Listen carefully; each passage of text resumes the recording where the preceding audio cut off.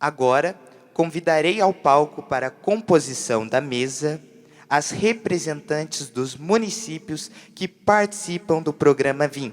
Elas vão discutir com vocês algumas práticas de sucesso que vêm sendo realizadas na região.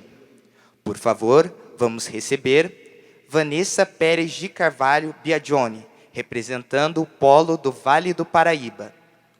Roneide Ribeiro Pereira, representando São Bento do Sapucaí. Vânia Cristina Ferreira de Oliveira, representando Santo Antônio do Pinhal. Patrícia Cesário, representando Campos do Jordão. Mariana Moreira Guimarães, representando Natividade da Serra. Maria Roseli dos Santos Rosa, representando Redenção da Serra.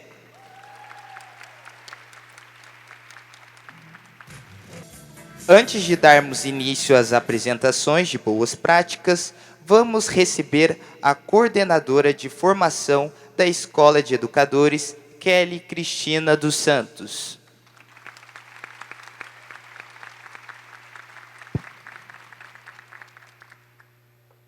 Bom dia a todos. Esse momento está organizado com relatos que são convites para repensarmos o cotidiano, as escolhas, o lugar das crianças e suas singularidades. Com tantos estudos e publicações em torno da primeira infância, fica evidente a urgência de mudanças na escola, no dia a dia dos meninos e meninas. Nos encontros com cada uma delas, ouvi relatos apaixonados. Problematizei cenas fotografadas por elas, anotei comentários que, num primeiro momento, nem elas mesmas reconheciam o valor de considerar todo aquele material para planejar e replanejar as práticas cotidianas. Todas são experientes, escolheram a infância para trabalhar e sabem que o infantil é fundamental. E, principalmente, mantêm o desejo de aprender, de trocar, de olhar para novas possibilidades de atuação, desapegando de práticas sem sentido para as crianças que acompanham. Nesses diálogos, percebi que quanto mais os fazeres cotidianos forem problematizados em parceria, mais serão organizados enquanto experiências investigativas para crianças e adultos. As experiências são vividas no coletivo, mas significadas na individualidade. Cada relato compartilhado hoje é um fragmento de experiências singulares. Convido a uma escuta generosa, que considere a dupla jornada, o preparo das apresentações e a coragem de expor seus percursos para tantos educadores especiais como vocês. E, para começar, convido a representante do Polo do Vale do Paraíba, Vanessa.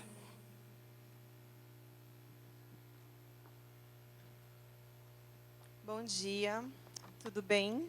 Meu nome é Vanessa, eu sou da cidade de Campos do Jordão, trabalho há 23 anos na educação infantil e vim representar o Polo do Vale do Paraíba. Eu estou muito feliz de ver essa plateia me emociona, porque é uma plateia de educadores, de funcionários que estão aqui, e a união também do ensino fundamental e da educação infantil. Vamos tratar hoje a respeito de um documento muito importante para a educação básica, né, que é a construção das diretrizes para a educação infantil e para o ensino fundamental. Este documento, ele está em construção, como eu disse. Então, participam não só Campos do Jordão, como as outras cidades do Vale do Paraíba. E essa união é que vai fazer toda a diferença, né, quando pensamos nas crianças, na educação das crianças que a gente tem que partilhar, na educação das crianças que nós precisamos acreditar e avançar. Essa possibilidade das cidades vizinhas poderem se encontrar, não só para falar a respeito, né, de como estão nas partes políticas, mas também na parte educacional, foi muito importante. E isso quem deu a condição foi o programa VIM. Ele uniu, né, as cidades e hoje estamos mais próximas e podemos lutar por uma infância melhor unidas. Então, esse é o título de hoje, o desafio de construir diretrizes municipais para acolher as crianças durante a transição da educação infantil para o ensino fundamental. Eu represento hoje o Polo Vale do Paraíba, então Campos do Jordão com as cidades vizinhas.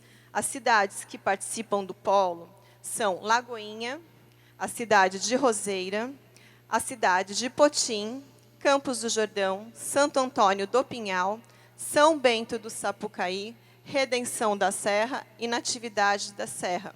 Nos chamamos de cidades irmãs agora pela aproximação, né, desse contato da educação, valorizando a primeira infância no Vale do Paraíba. Ao se pensar nessa construção, pensamos também sobre que fundamentos a pensar, né, sobre a construção dessas diretrizes. Então, eu tenho ali 4 ações, né, que representam a criança no centro. Para ela estar no centro e ser protagonista, né, nessa educação, nós precisamos considerar a atenção às necessidades e sentimentos dessas crianças, as ações de acolhimento, o direito ao planejamento de ações para esse momento e a articulação entre os 2 segmentos.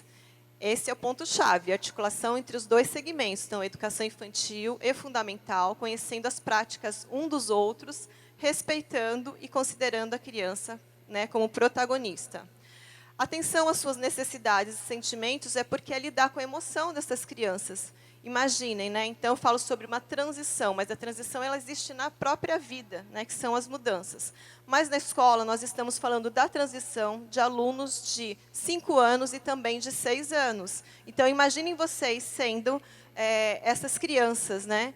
E vindo agora para aqui, para Aparecida, para o seminário. É um local diferente, com pessoas diferentes. Então, se houver uma preparação anterior, se você puder conversar, dialogar com essas crianças e ampliar essa escuta, isso vai ser considerado, né, para elas de uma forma muito mais confortável. Aqui vocês vão ver uma ação, né, do programa VIM, do projeto comunitário, que nos ajuda a pensar em fazer projetos sustentáveis, né, que sejam para cidades e que tenham um largo alcance. Aqui nós temos ações e investimentos para subsidiar as práticas através de palestras com pais, especialistas e objetos de transição, que eu vou contar um pouco mais à frente. Essa imagem que vocês estão vendo aqui é uma característica da cidade de Campos do Jordão, que escolheu o objeto de transição, poderia ter sido qualquer um outro, poderia ter sido uma caixa de brinquedos que as crianças brincam muito na educação infantil durante o último ano, podia ser uma almofada, podia ser desenhos dessas crianças, jogos, quem trabalha com jogos, mas também desse objeto de transição tem que ser conhecido também no ensino fundamental. E aí a criança percebe essa sequência, né? Puxa vida, minha professora de educação infantil tratou desse assunto, no ensino fundamental ela está tratando também, e nesse cuidado todo afetivo que precisamos ter. O encontro com a equipe técnica da Secretaria de Educação de cada cidade. Então, de formas trimestrais, nos encontramos as cidades polos do Vale do Paraíba, às vezes em momentos, né, unidos e outros em momentos separados. Então, da escuta das crianças que estão frequentando o primeiro ano, perguntar a elas o que você mais gosta de fazer na escola, quais os espaços mais gosta de ir, quais materiais te ajudam a aprender coisas novas, o que é mais difícil atualmente.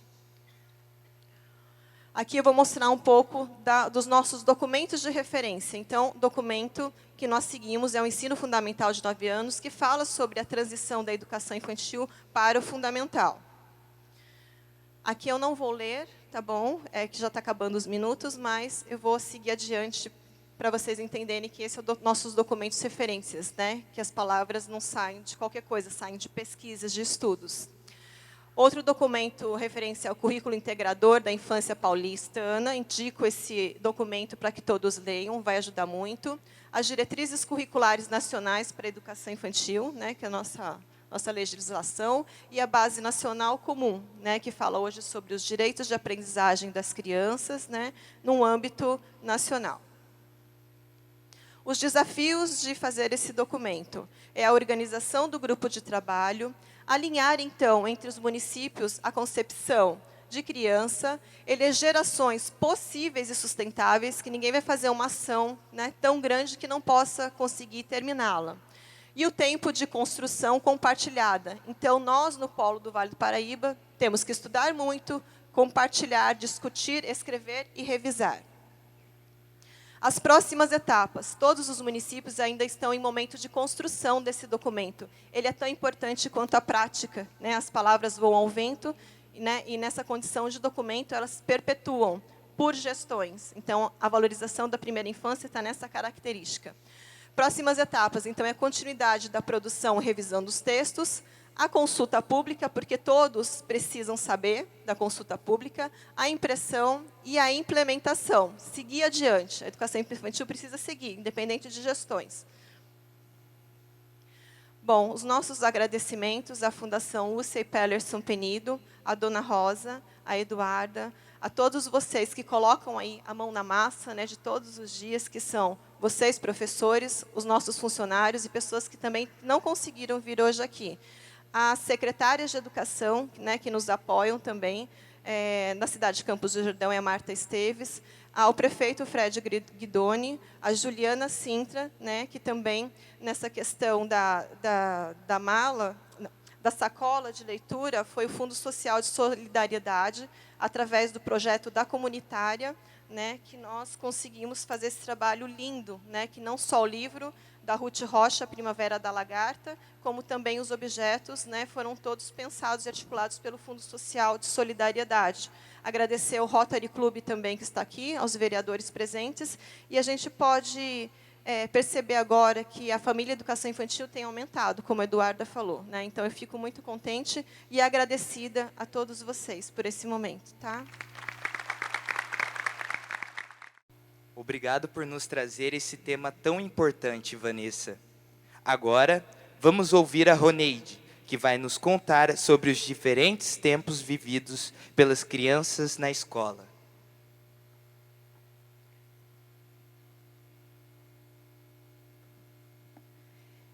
Bom dia a todos. Meu nome é Roneide. Sou professora há 14 anos na cidade de São Bento do Sapucaí.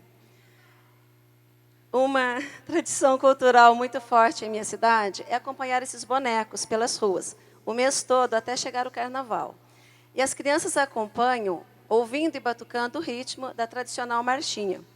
As pequenininhas chamam esses bonecos de tum-tum e até reconhecem o local onde eles ficam guardados durante o ano. Eu escolhi esta imagem porque ela é uma tradição cultural muito significativa para as crianças de São Bento. Trabalho com 21 crianças de 5 anos e meu relato será sobre os diferentes tempos vividos pelas crianças no ambiente escolar. Tempos de descobrir, de brincar, de ficar à toa, de terminar o que começou e de iniciar experiências por si mesmas. Ou seja, vou compartilhar um pouco da minha vivência com as crianças no ambiente coletivo, ao prestar atenção no que elas fazem quando estão no tempo livre, mesmo sabendo que existem os tempos institucionais. Essa foto é da área do arvorismo. Algumas crianças brincam de pega-pega, embora o tempo planejado tenha sido passar pelo arvorismo. O que são os diferentes tempos? São os tempos de cada uma das crianças, ainda que estejam em situação coletiva. São os momentos que cada uma delas vivencia simultaneamente, algumas vezes sozinha, outras em interação, cada uma no seu ritmo. E ao analisarmos a perspectiva das crianças, precisamos repensar a relação entre a quantidade de atividades e conteúdos planejadas por nós adultos e a qualidade do tempo vivido pelas crianças. tempos coletivos. Ao ingressarem no ambiente escolar, elas vão compreendendo que existe um tempo que organiza os grupos e o cotidiano. E eles são importantes, porque as crianças vão aprendendo a fazer antecipações, ganham autonomia e participam cada vez mais da organização dos tempos e dos espaços. Nessas 3 fotos, podemos observar situações coletivas e diferentes. O tempo para entrar no ônibus fica mais organizado se as crianças fizerem uma fila e entrar uma de cada vez. Mas nem todas as situações coletivas precisam desta organização. As brincadeiras livres, nesta área externa, que fica ao lado do arvorismo, nos contam sobre o ritmo de cada uma delas, ao subirem e descerem esse morro que tem lá na escola onde trabalho.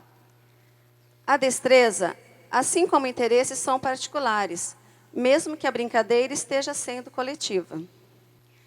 Tempos individuais. E nós, professores? Estamos prestando atenção nas conversas, nos relatos, nas observações e iniciativas das crianças? O que move iniciativas, como a coleta de flores ou folhas e outras escolhas que acontecem em paralelo? Para as crianças, são oportunidades de perceberem que seus interesses e necessidades têm espaço no ambiente coletivo. Algumas vezes são o ponto de partida para experiências maiores, como, por exemplo, a prática de projetos. Outras vezes, são experiências que somam-se ao repertório de cada uma. Essas fotos são de uma área externa, recém-inaugurada na CEMEI. Fica numa área ao lado do prédio principal, onde foi instalado o arvorismo, com essa trama de cordas, uma ponte móvel e um escorregador. É mais um local de explorarem o tempo de ser criança, ora numa brincadeira com colegas, ora sozinhas, ou até mesmo observando.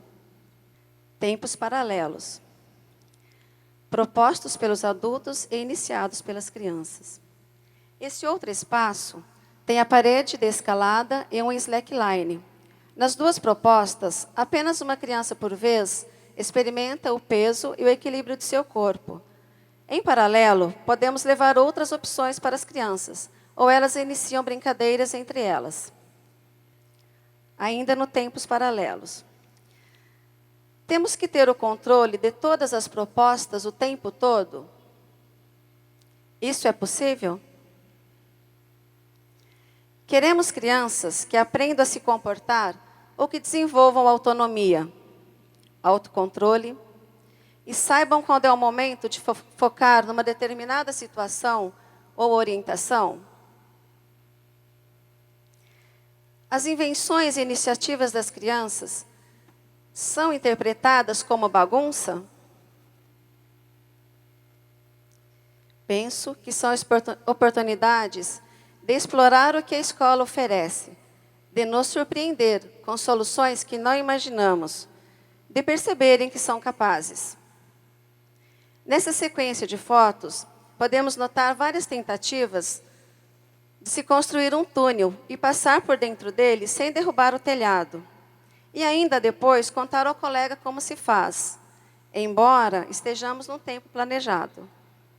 Tempo de terminar o que iniciou.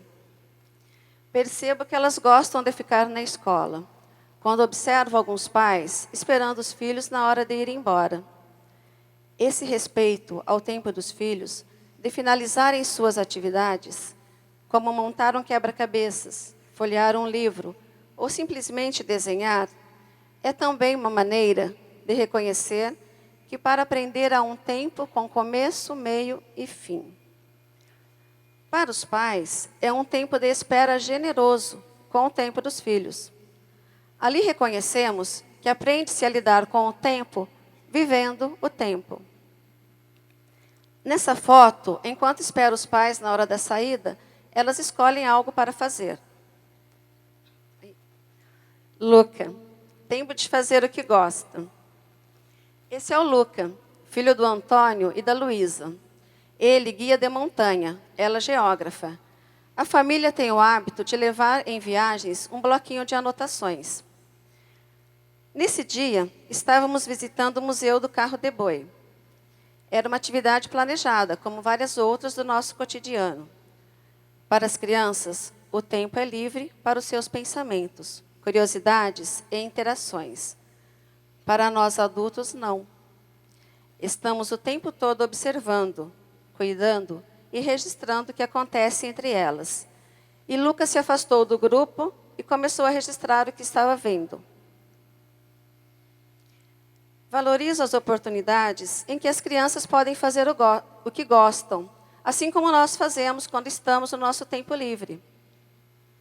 São situações em que podem escolher, criar e nos surpreender com suas invenções. O tempo é livre para o pensamento, para a criatividade e para as experiências. Vínculos. Como o tempo vivido pelas crianças, do jeito delas, acompanhadas por adultos sensíveis, favorece a construção de vínculos?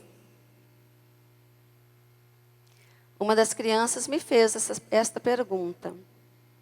O que a gente vai fazer amanhã?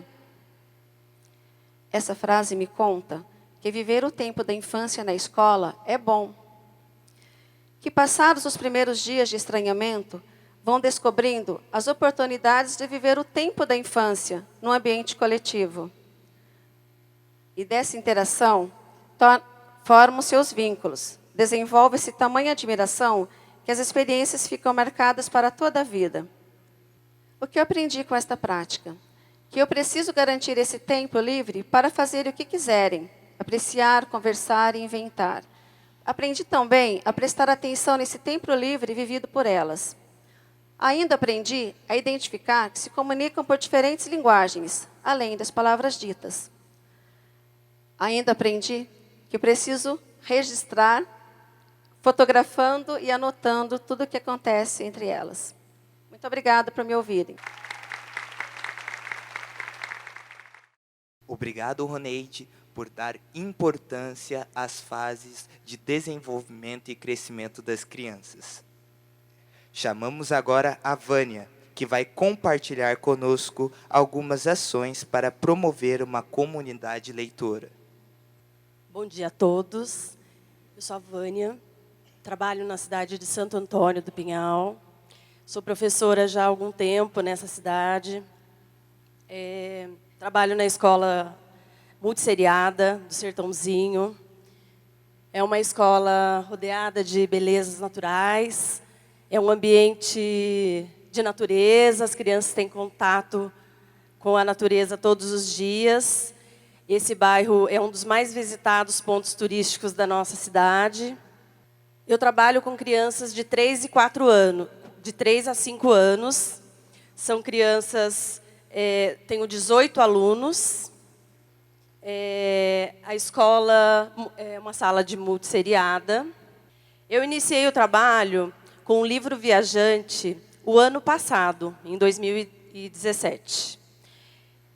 O trabalho da leitura, ele teve presente o ano passado, com uma mala, que as crianças levavam o livro toda sexta-feira para casa. Esse livro ele era compartilhado com a família. Então, na mala, ia um caderno e o livro, e alguns acessórios para as crianças contribuir com o registro nesse livro Viajante. Essa prática, ela retornava na segunda-feira, na hora da roda de conversa. As crianças liam o livro de memória. E uma das alunas, elas tinham o prazer de fazer essa leitura de memória utilizando algum acessório que mais chamava atenção nas histórias. Essa aluna, Emily, ela gostava muito da história da Rapunzel. Então, eu fiz as tranças e sempre ela pegava as tranças para contar, para ler essa história durante a roda de conversa. A partir disso, eu fiz um evento para a família na escola, que se chama o Piquenique Literário, convidando as famílias, os pais, geralmente mais as mães que comparecem. E preparei o ambiente fora do ambiente escolar, no ambiente de natureza, no ambiente descontraído. Preparei esse ambiente com livros, cesta de livros, almofadas, para que ficasse um ambiente aconchegante para as mães e para os pais também. Mas as mães podiam escolher esse livro e fazer a leitura com um ar de afeto, uma atenção, uma doação desse tempo. E elas gostaram muito. Pediram até que repetisse mais vezes, mais eventos na escola com essa prática. A partir disso, dessa experiência anterior, em 2017, eu percebi que eu poderia ampliar essa prática que eu tinha com um aluno levando o livro por semana. E foi com isso que eu pensei em ofertar para os meus alunos, todos, a possibilidade de levar livros para casa. Então, eu tive que repensar uma maneira que todos pudessem ter essa oportunidade de estar levando os livros. E as mães conseguiram me ajudar, convidei as famílias para me ajudar. Nós confeccionamos sacolas. Cada criança criou a sua identidade no bolso das sacolas, pintando. E as mães colaboraram muito com essa nova prática, com esse novo exercício este ano, em 2018. Então, todas as crianças levando livros na sexta-feira e retornando na segunda-feira na roda de conversa, explorando a linguagem, a leitura de memória. Esses desenhos são de 2 crianças diferentes. São 2 cadernos, aquele caderno que ia junto com a mala de registro. E eu percebi que alguma coisa estava acontecendo na hora que a criança trazia a devolutiva desse livro, né? O registro. E perguntei para as crianças o que estava acontecendo, se alguém estava desenhando, registrando para elas no caderno. E elas confirmaram que a família fazia o desenho, algumas, né? Então, esse livro é um livro igual, de crianças diferentes, mas que eram 2 momentos em casa. O momento que a família fazia leitura e o momento que a família também desenhava para ela. E ela pintava. Então, são momentos importantes, junto com a família, trocando esse tempo, essa espera, esse afeto. Esse sentimento é muito importante. O registro, na verdade, ele não é o mais importante do momento do livro. Ele poderia ser registrado de uma outra maneira.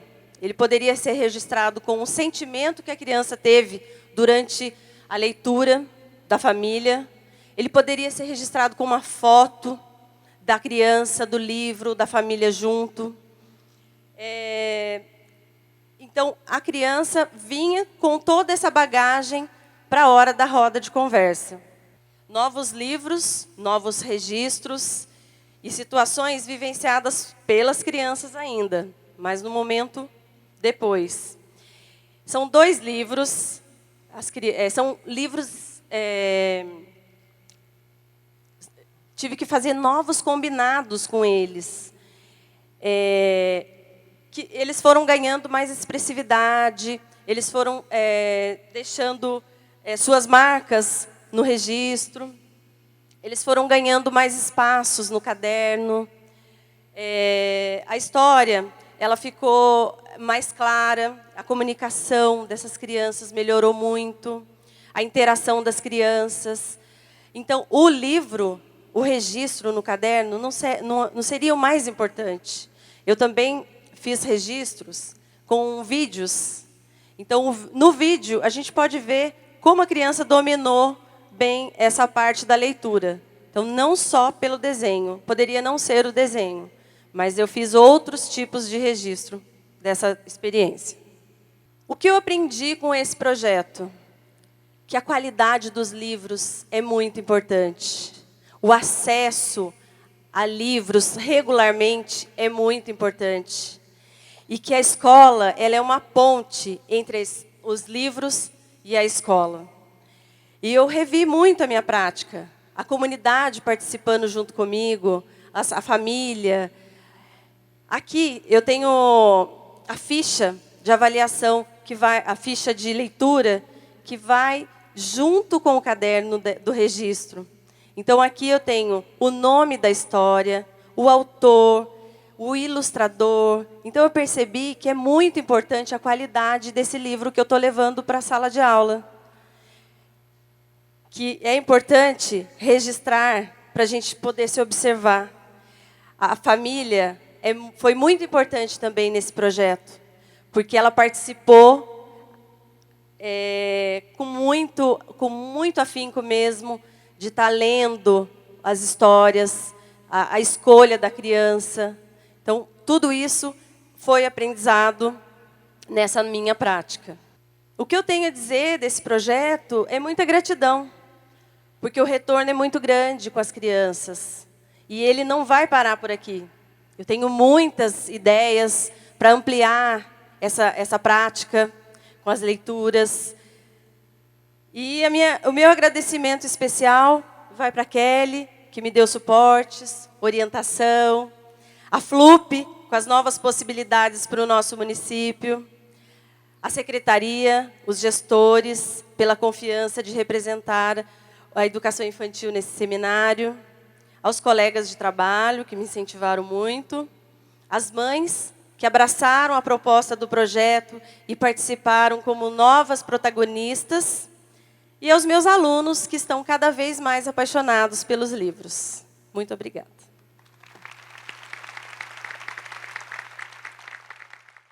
Ótimo trabalho, Vânia. Muito obrigado por trabalhar desde cedo com as crianças o apego à leitura. Peço que venha à frente a Patrícia, que comentará a sua boa prática de exploração com areia. Bom dia a todos. Meu nome é Patrícia, estou representando a cidade de Campos do Jordão.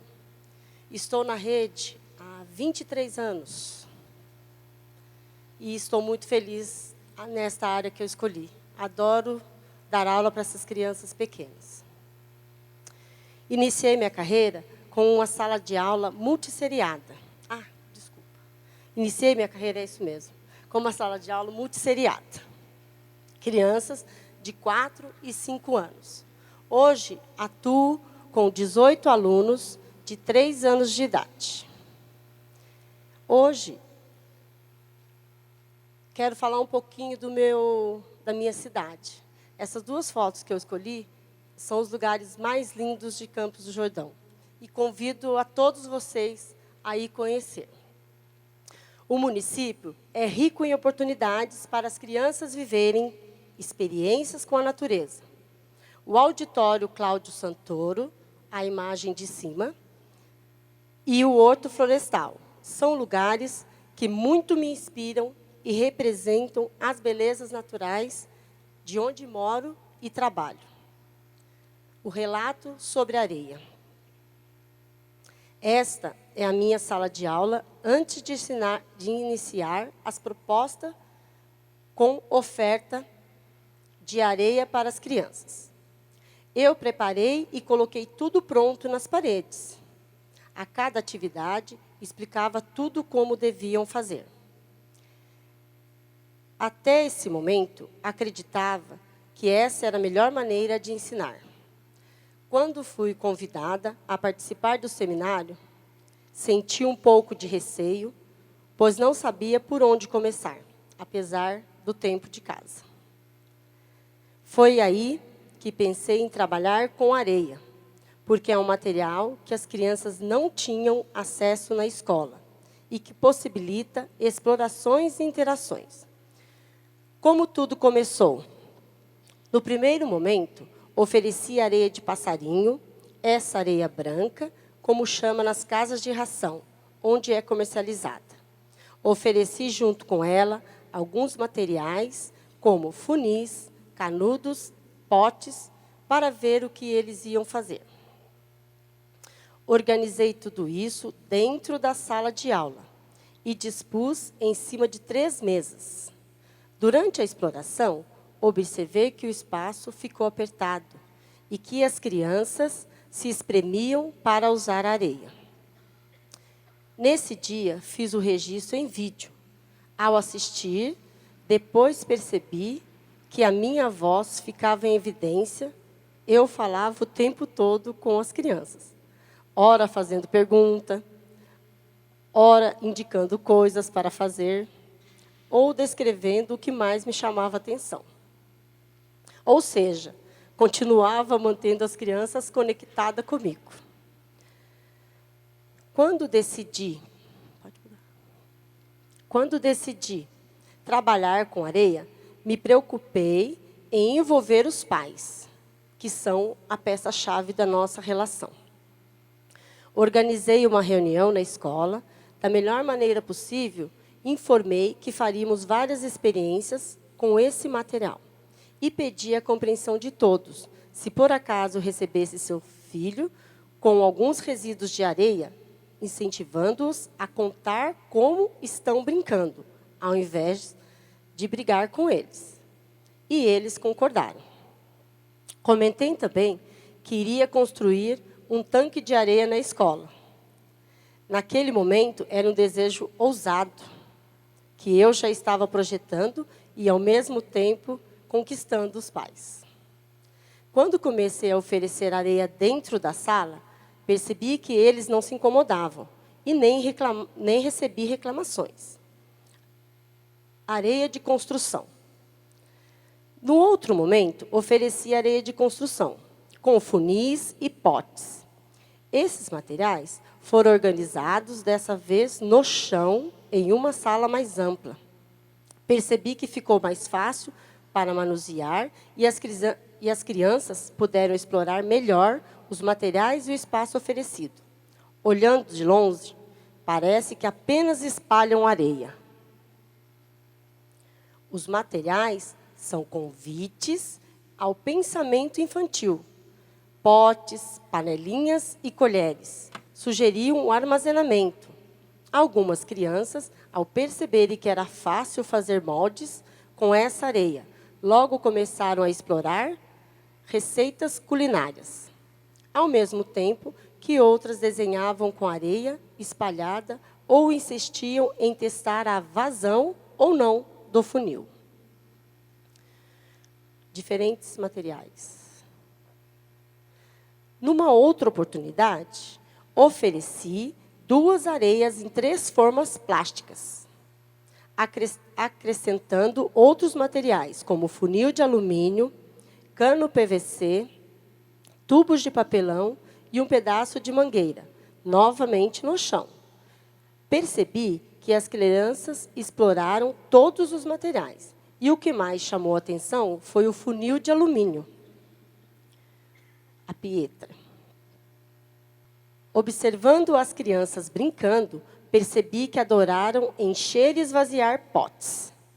Notei que a Pietra, essa aluna no vídeo, investigava algo a mais. Ela reparou como a areia funcionava dentro do funil. Comentou que a areia de construção só dava para construir castelos. Notei que a Pietra investigava algo a mais. Em seguida, começou a bater a mão no pote, deixando-a firme. Em seguida, virara no chão para fazer castelo. Essa brincadeira serviu de referência para as outras crianças. Pietra, ao manusear a areia branca, percebeu que escorria sem parar pelo funil. Foi investigando os materiais disponíveis até que falou que aquela areia parecia um chuveiro. Nessa pesquisa, acabou descobrindo que a areia vazava e a outra não. Para enriquecer ainda mais essas investigações, um pequeno tanque de areia delimitado por pneus foi instalado na área externa, o meu sonho. Depois fiquei imaginando as crianças naquele local e como eu faria para todas pudessem brincar.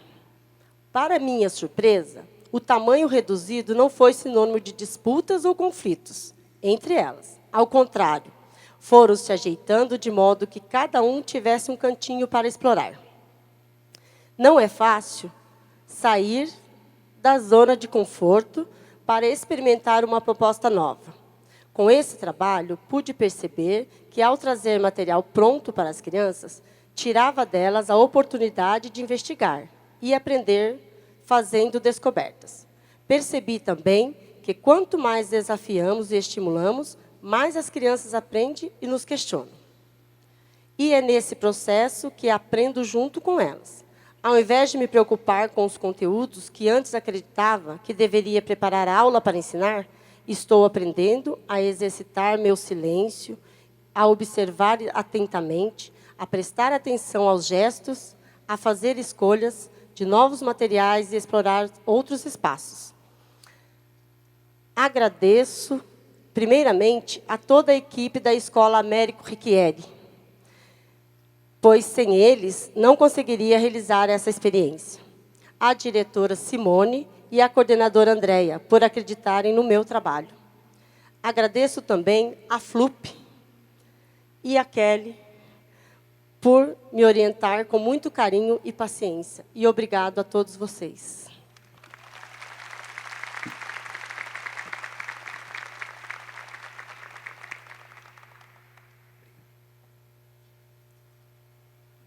Muito obrigado, Patrícia. Convido agora a Mariana, que vai compartilhar sua experiência com ambientação em sala de aula. Bom dia, eu me chamo Mariana, estou representando o município de Natividade da Serra e escolhi essas imagens para apresentar para vocês porque eu sou apaixonada pela paisagem desse lugar. Bom, atualmente eu trabalho com 14 crianças com idades entre 5 e 6 anos. Essa é a sala onde eu atuo com as crianças. Desde que ingressamos nesse espaço, eu organizei de modo que os pequenos grupos fossem um convite permanente, e esse é o foco do meu relato, denominado Trabalho em Pequenos Grupos, a partir da ambientação da sala de aula. Como vocês podem observar, eu diariamente ofereço alguns cantos que são fixos, e semanalmente eu planejo e ofereço alguns materiais, como massinhas, jogos, desenhos com diferentes tipos de riscantes e materiais não estruturados. Quem controla cada ambiente? No início, eu determinava quantas e quais crianças ficariam em cada um dos cantos, avisando-as quando era hora de trocar. Mas depois de refletir sobre essa prática, eu percebi que as crianças poderiam ter muito mais autonomia, ainda que levasse algum tempo, até que aprendessem a negociar as trocas, se elas pudessem fazer as suas próprias escolhas. No início, o mais difícil foram as disputas por materiais e lugares. Em diversos momentos, eu precisei fazer algumas mediações para que eles conseguissem entrar num acordo. Atualmente, eles já sabem se organizar, eles negociam as trocas e verificam as quantidades possíveis de crianças em cada um dos cantos. A minha participação como mediadora nas negociações diminuiu bastante. Transformações feitas pelas crianças. Eu me surpreendi ao reparar que as crianças elas reinventam possibilidades. Na primeira imagem, o Guilherme ele dobrou a pista de carrinhos para criar uma rampa. Já na segunda imagem, a Mirella e a Ana Laura levaram pecinhas do monta-monta e sementinhas para a cozinha para fazer comidinha. Depois de observar essas imagens, eu percebi que as crianças elas também desenvolvem autonomia quando elas têm as possibilidades de participar da composição dos cantos, né? Elas compreendem que o trânsito de objetos é possível, porém nós temos o combinado de deixar sempre organizado para quem virá depois ou antes de iniciarmos uma outra atividade, como a alimentação, o momento da alimentação, da educação física, do parque, ou até mesmo antes de ir embora para casa. Participação da professora. Bom, durante os pequenos grupos, eu costumo observar e registrar as brincadeiras e as relações que as crianças estabelecem com os materiais. Em alguns momentos, eu permaneço num determinado grupo, para apresentar um jogo novo ou algum material que eles não conhecem ainda. Nesses casos, eu costumo selecionar algumas crianças para participar, utilizando como critério o interesse demonstrado por elas, ou as possibilidades de experiências ou aprendizagens que uma criança pode proporcionar à outra. Como, por exemplo, eu costumo garantir que uma criança introvertida tem a possibilidade de participar com uma criança que interage com mais facilidade. Aí, dessa forma, a gente potencializa os saberes entre elas. O trabalho com pequenos grupos também favorece na redução do tempo de espera. Mesmo que seja para participar de um jogo com um número limitado de jogadores, por exemplo. Enquanto a partida não acaba, a criança tem a possibilidade de circular pela sala, explorando outros ambientes e outros materiais. Bom, trabalhar com os pequenos grupos e oferecer diferentes espaços organizados em todos os momentos da rotina, principalmente em situações como a leitura, ainda é um desafio. O Christian é uma criança que precisa do movimento, em situações como a leitura ou a roda da conversa, ele costuma circular pela sala, ou ele vai procurar alguma coisa na mochila, ou ele fica andando entre as crianças que estão sentadas pelo chão. Mas teve uma ocasião que ele me surpreendeu. Eu tinha lido poesias do livro Duas Festas de Ciranda, e numa delas tinha o caranguejo como personagem principal. No momento em que eu estava fazendo a leitura, ele parecia estar envolvido com outras coisas. Mas ele estava atento do jeito dele. O fato dele não estar ali sentadinho, quietinho, olhando para mim, não significa que ele não estava apreciando a história. Eu pude constatar isso ao observar a riqueza de detalhes que ele representou num desenho após o momento da leitura. Lá estava o caranguejo, muito bonitinho, por sinal. Percepção das famílias. Eu tenho percebido que as famílias estão reconhecendo que as crianças estão aprendendo, me cobrando cada vez menos o ensino de letras. Apenas uma mãe declarou que tem uma certa preocupação deles irem o ano que vem para o primeiro ano sem saber ler. Mas, por outro lado, boa parte das famílias tem elogiado as experiências que ouvem os filhos contar quando chegam em casa. Eu vou ler para vocês esses dois relatos. Então, no começo, assim como outros pais, eu achava que tinha que ter tarefa sempre, essas coisas. Mas agora entendo que, para eles, nessa fase, brincar de forma didática tem mais resultado. Solange, mãe da Maria Júlia. Eu acho que é uma fase muito interessante. E como eles aprendem de uma forma lúdica, brincando, é uma fase muito legal. Eles aprendem os números e as letras através da brincadeira. Esses dias ela chegou em casa querendo montar um jogo de trilha no papel. Daniele, mãe da Ana Clara. Depois de ouvir esses depoimentos e mais alguns relatos de outras famílias, eu percebi que eles estão convencidos de que as experiências e as brincadeiras são fundamentais no processo de desenvolvimento das crianças. O que a prática com pequenos grupos me oportunizou aprender? Bom, com tudo isso eu aprendi que precisamos analisar e avaliar nosso trabalho o tempo todo, sugerindo mudanças, investindo na autonomia das crianças e o principal de todos, que é tornar a experiência cada vez mais presente no ambiente escolar, distanciando-se cada vez mais das práticas de dar aulas.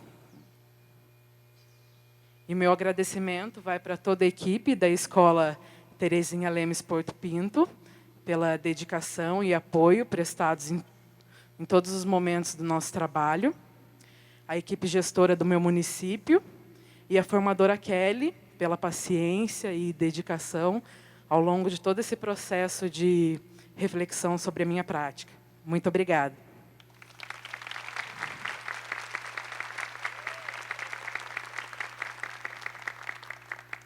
Muito legal, Mariana.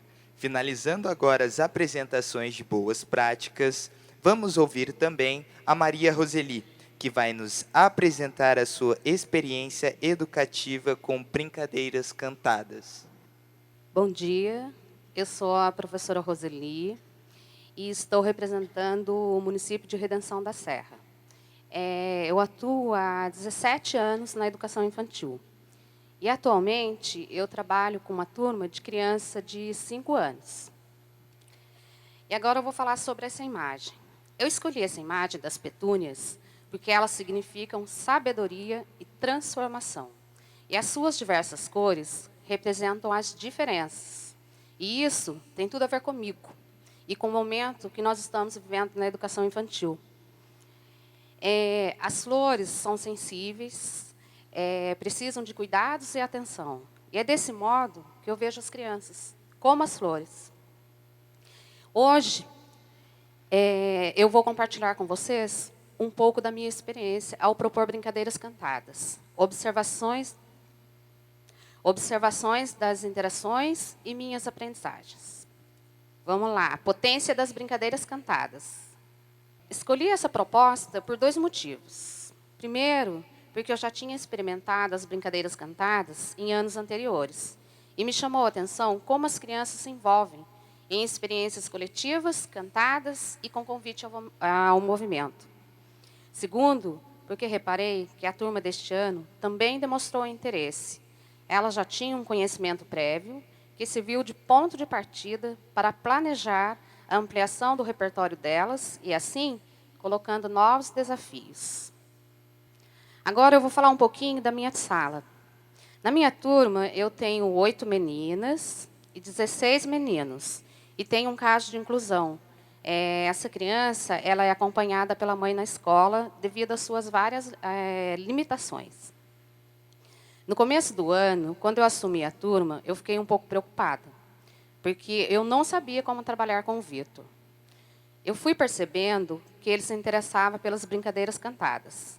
E a mãe me relatou que, quando ela ia na casa dos avós, ela perguntava para ele: Vitor, como que faz a cantiga da pipoca? Então, ele ficava todo interessado e se movimentando. Na verdade, nós aprendemos muito mais com ele do que ele conosco. Aprendemos como ajudá-lo, como respeitar o seu tempo e ritmo. E nas interações, vamos descobrindo que ele é puro movimento. A mãe do Vitor, ela participa com ele das atividades escolares, devido à necessidade de um acompanhamento nas suas alimentações, no qual ele se alimenta por sonda e ainda não tem um laudo fechado.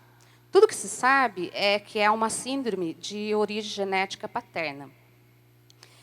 Na verdade, é uma alteração do cromossomo 18. Dessa forma, é necessário a realização de um exame genético para a identificação dos genes envolvidos, o que resultaria, em melhor manejo dele e orientação da família. E esse exame ele ainda não foi realizado porque ele não está disponível na rede pública. E também porque ele tem um alto custo.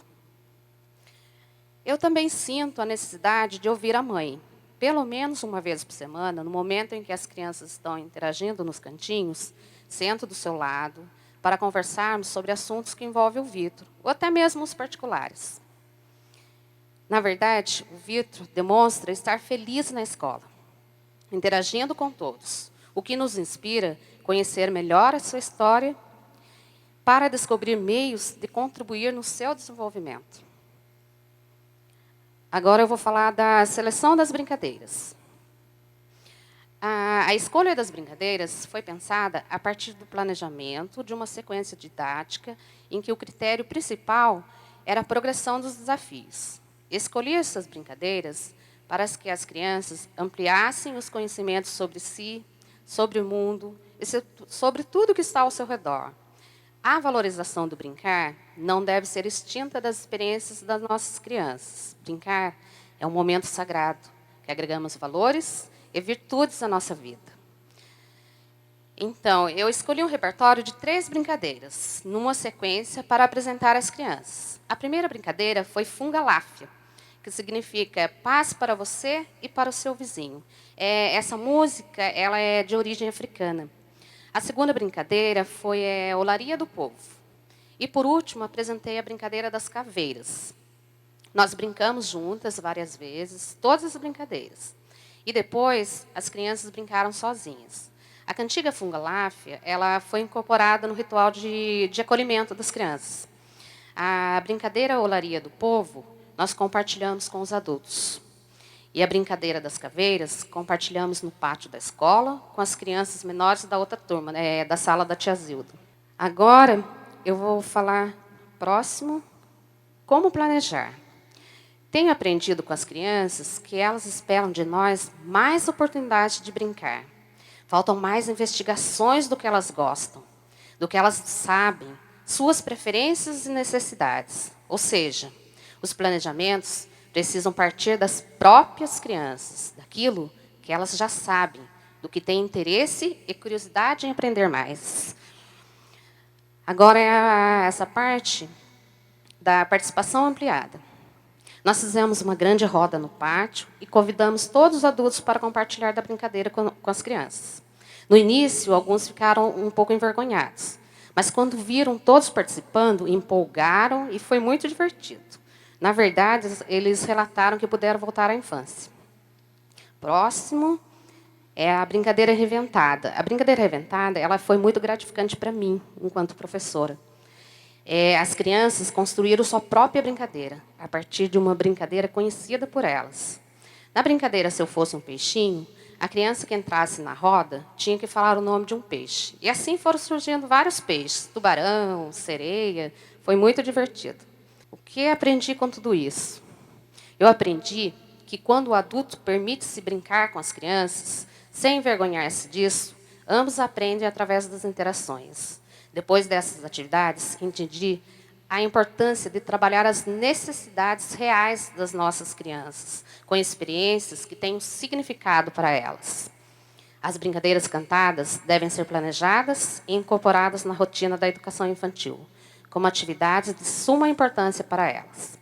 E agora eu quero agradecer. Em primeiro lugar, eu quero agradecer a Deus, claro, sem Ele eu não estaria aqui. As crianças, que são como as flores, que devemos saber cultivá-las. A FLUP, que nos proporcionou esta nova visão de educação infantil. A equipe escolar, que, direto ou indiretamente, contribui nas aprendizagens e interações de todos. A minha orientadora Kelly, que acreditou em mim e no meu trabalho. E a vocês, que compartilharam comigo este momento. Então, vamos lá. E agora, para encerrar, eu gostaria de convidá-los para brincarem comigo, para a gente fazer a brincadeira do Fungalaf. Peço que todos se levantem, por favor. Vamos lá, tirar o pé do chão. Meus pensamentos estão prontos para recebê-los. Minhas palavras são de acolhimento. Meu coração está repleto de afetividade. Não tenho cartas na mangas. Sou quem sou. Agora, todos comigo, nós vamos cantar o Fungalaf. Tá ok? É bem facinho. Funga, aláfia, axê, axê. Então, vamos lá. Funga, aláfia, axê, axê. Funga, aláfia, axê, axê. Funga, aláfia, axê, axê. Funga, aláfia, axê, axê. Obrigada a todos. Porque eu fiquei muito emocionada com a apresentação de vocês, de verdade. Por favor, eu queria que vocês viessem aqui, enquanto as pessoas batem palma para vocês, pelo maravilhoso trabalho que vocês fazem, para tirar uma foto.